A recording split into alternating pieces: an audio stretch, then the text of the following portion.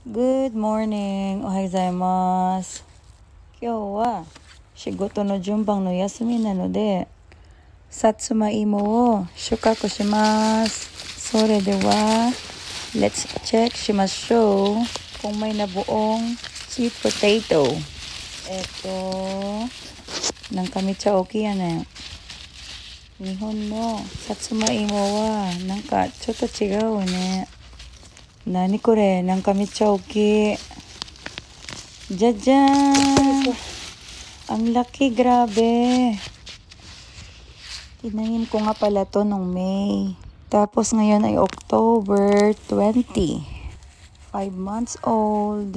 Kono satsuma-imo wa gokagetsu desu. Mecha dekai. 5ヶ月だけでこんなkanji desu. Grabe, sobrang laki. Wow, sobrang laki. Nakakatuwa. Look, oh. Kamote ba to?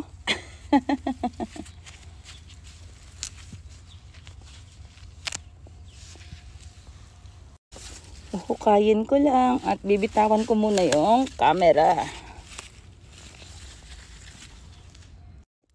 And so, tapos na po tayong maghukay. Ito na po yung aking mga kamotes. Grabe, sobrang laki nito. Ang daming magagawa nito. Tsaka may maliliit pa, sayang. Kawaii! Ay, sa wakas na harvest din kita. Shigoto, work, trabaho, isugashi desu kara ne. Nakanaka jikan ga nakute sa. At oo nga pala, bago ako mag-harvest ay tinalbusan ko muna.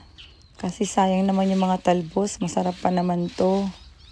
Eto na yung huling talbos na makukuha ko dito sa kamote.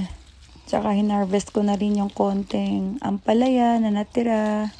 And spring onion for my sukiyaki. Ay, yokata. Hindi na ako bibili ng sibuyas dahon. Kasi meron pang natira sa pananim ko. Itatabi ko na muna siya. Kasi I'm gonna linis na the kamote vines. Goodbye, talbos.